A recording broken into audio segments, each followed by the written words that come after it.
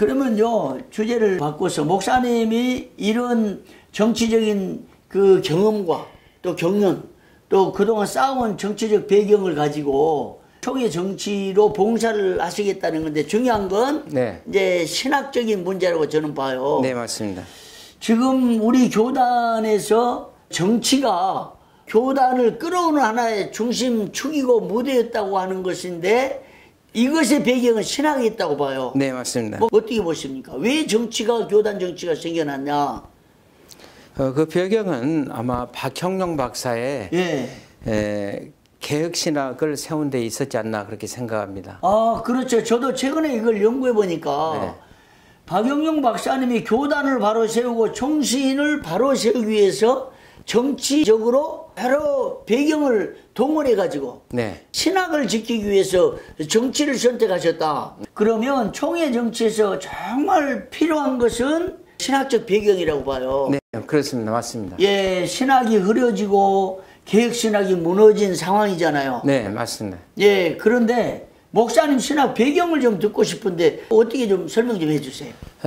총신대학을 나와서 우리 신대호를 거쳐서 그다음에 아무래도 또 교육학 또 잘 가르치기 위해서는 교육학 측면이 좀 있어야 되겠다 그렇게 생각해서 어떤 분이 장학금을 주어서 미네소타 신학대학원에 가서 교육학을 전공하고. 아, 미국 미네소타 신학대학원. 그렇죠. 교육학을 거기서 박사학위 마쳤습니까? 네, 거기서 박사학위 마치고. 주제가 뭐였습니까?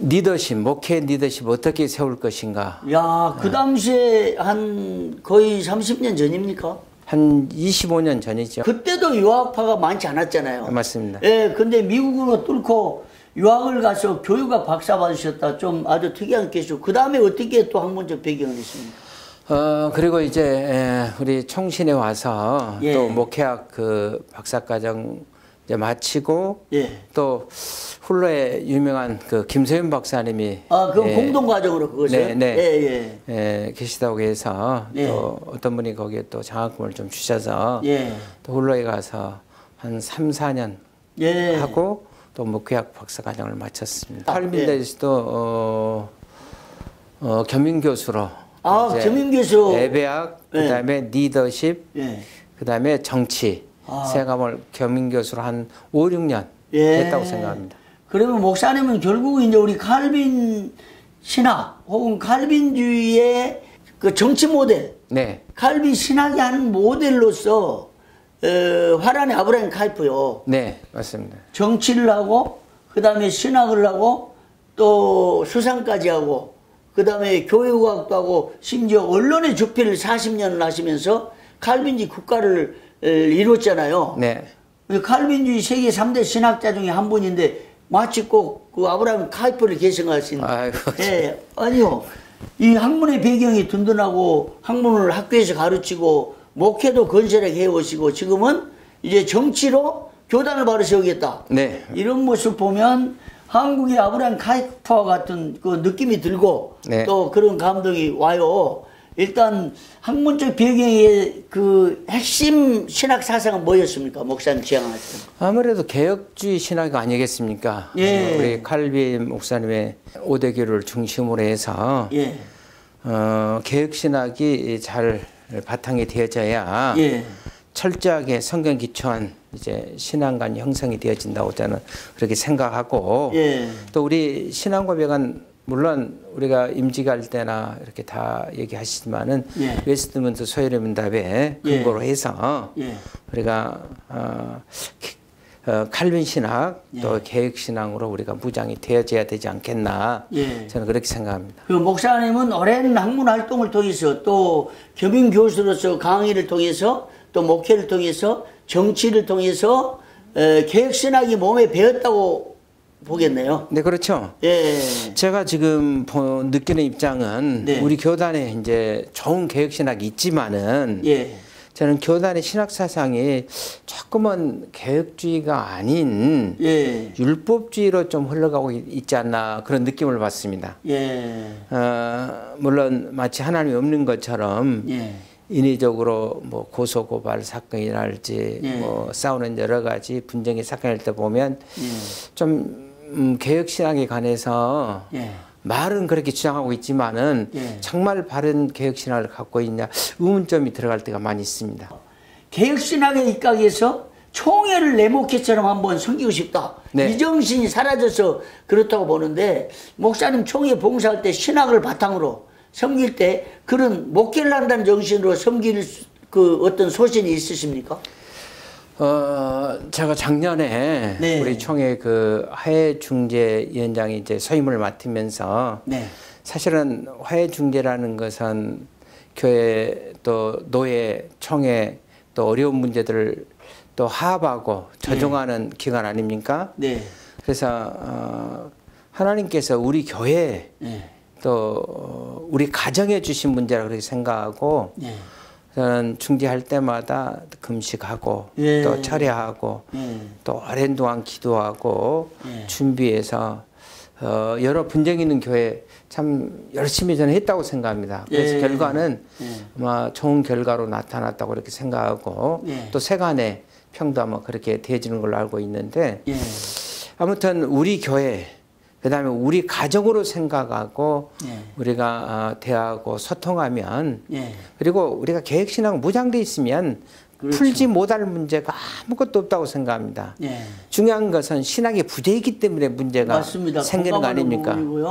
예, 신학이 흐려지고 부재하니까. 네. 개혁신학은 하나님의 주권이고 맞습니다. 당선되게 하는 것도 하나님이시고 떨어지게 하는 분도 하나님이시잖아요. 맞습니다. 그러니까 가난한 자, 부한 자, 성공과 실패 모두 다 하나님의 손에 달려있잖아요. 맞습니다. 목사님 대단한 그 사상이 확실하고 개혁신학적 입장이 있어서 든든하고요. 제가 그 네. 총회를 섬김에 있어서 상당히 쾌초했던 문제는 뭐냐면 네. 우리 총회가 오랜 동안 네. 또 분쟁 때문에 또 총신 문제로 인해서 힘들었지 않습니까? 네.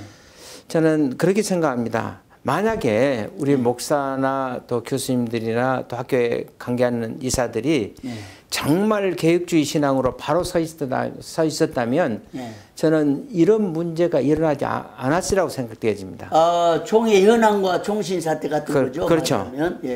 왜냐하면 거기 인본주의적인 또 자기 이기적인 문제가 개입이 되기 때문에 문제가 점점 더 확산되지 않습니까? 오히려 힘들고 어려울 때 저는 그런 아쉬움이 좀 있었어요. 같이 총회가 같이 힘을 모아서 기도하고 어떻게든지 학교를 살리기 위해서 우리가 한 발짝 더 양보하고 대하고 소통하면 저는 그게 정치 아닙니까? 진짜 하나님이 원하는 저는 거의 성경적 개혁주의적인 정치관이라고 생각하는데 못 풀지 못할 이유가 없는데 사람들이 또 목회자들이 또 이사들이 자기 가는 길로 가버렸기 때문에 뭐 임시에서 체제로 되어진 거 아닙니까?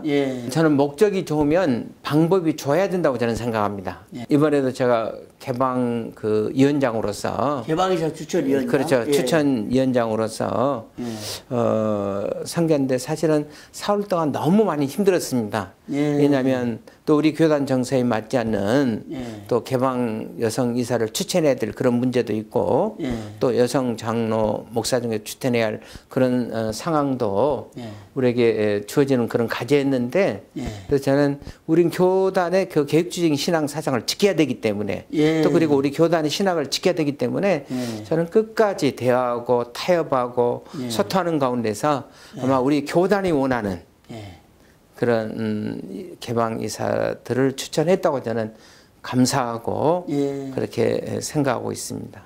이 개방이사 추천위원장은 사실은요 그동안 총회 정서와 정치적으로 볼 때 총회의 가장 핵심 정치적 요직이었는데요.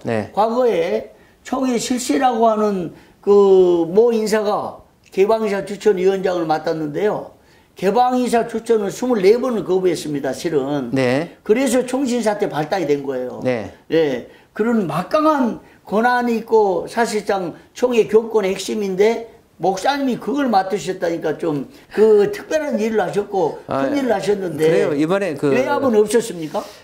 외압은 없었는데 우리 이제 또 임시자로 파송된 분들이 그러니까 어떻게든지 또 자기들 원하는 또 여성 이사들을 여자 목사 그렇죠. 추천하고 그다음에 사회단체 분들도 네, 추천하고 네. 그래서 그거에서 결국은 퇴장까지도 하고 파행까지도 됐지만은 또 다시 그 다음 날 또 다시 부르셔서 이해하고 설득하고 또 양보해서 결국은 우리 교단이 원하는 아마 이사들을 저는 추천했습니다. 하나님 앞에 감사하고 그걸 보면서 아마 우리가 대하고 타협하면 또 믿음으로 우리가 기도하면서 하면 저는 해내지 못할 일이 없다고 생각합니다. 그 이번에 개방이사 추천 과정에서 총회의 정체성을 지키는데 기여를 하셨다는 그 말이네요. 여자 목사 추천하고 침례교회 무슨 인사도 추천하고 네, 맞습니다. 사회단체 진보적인 사회단체 인사 추천했는데 이걸 막고 우리 교단 목사로 다 퇴장을 했는데 이걸 다시 화합해가지고 야 그거 큰일을 하셨는데요. 참 그런 뒷얘기를 이제 들으니까 교단 정체성을 지키기 위해서 나름대로 기여하신 모습이라고 보여지고요. 그런데 이런 모든 것들이 사실은 이번에도 그러면 정치로 풀어나간 거잖아요. 퇴장해버린 임시사들을 다시 불러가지고 회의를 또 하고 사실은 법적으로 3대2잖아요. 임시사 2분, 개방이사 추천위원 3분이니까 그냥 밀고 가도 되잖아요. 하자 없는 거잖아요. 법적으로는. 맞습니다. 회의법상. 근데 다시 불러가지고 마음을 누그러뜨리고 화해를 하고 해서 그러면서도 우리 교단 정체성을 지키는 맞습니다. 이게 목사님 정치 스타일 같은데요. 감사합니다. 아니 이게요 정치라는 게 그냥 총회장 맡고 부총회장 맡고 임원 맡아가지고 정치가 실현된 게 아니고 그래서 총회 정치권이 필요하고 정치를 10년이고 20년이고 몸에 배이도록 배워야 된 거잖아요. 학습을 해야 되고. 맞습니다. 그런데 갑자기 어떤 분들이 총회 임원 맡아가지고 들어와 보니까 사태 해결이 안 되는 거예요. 그렇잖아요. 이게 약점인데 목사님은 그런 총회 정치의 약점들을 극복하시겠다. 그 경험을 통해서 상당히 공감이 가고 타당하신 말씀 같습니다.